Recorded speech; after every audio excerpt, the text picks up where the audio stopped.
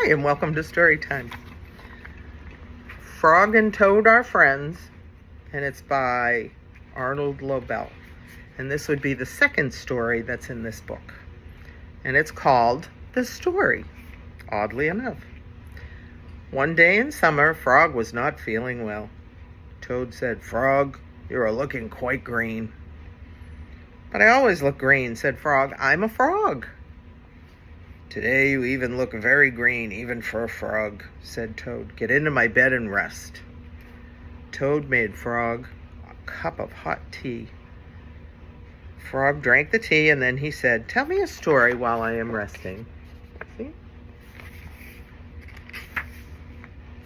"All right," said Toad. "Let me think of a story to tell you."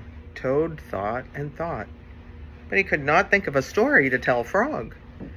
"I will go out on the front porch and walk up and down," said Toad. "Perhaps that will help me to think of a story."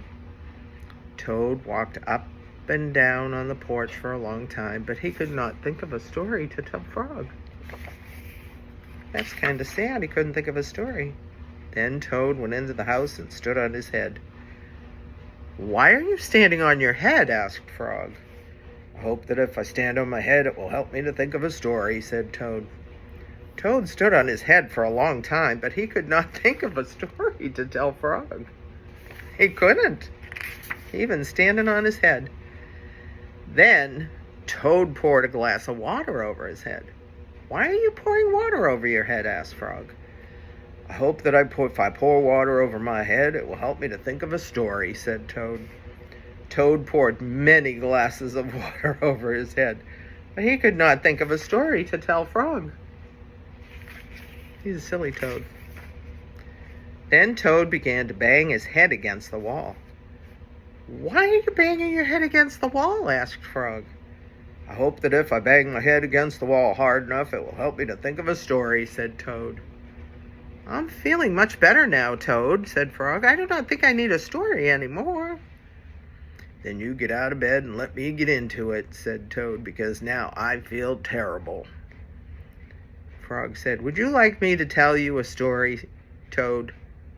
"Yes," said Toad, "if you know one." Do you think he knows one? I'm gonna find out. "Once upon a time," said Frog, "there were two good friends, a frog and a toad. Frog was not feeling well. He asked his friend the toad to tell him a story. The toad could not think of a story. He walked up and down the porch, but he could not think of a story. He stood on his head, but he could not think of a story. He poured water over his head, but he could not think of a story.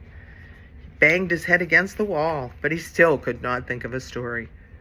Then the toad did not feel so well, and the frog was feeling better.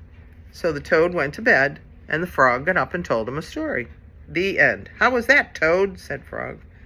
But Toad did not answer. He had fallen asleep. He's a snoozing. I think maybe he felt better, and that was a great story he told.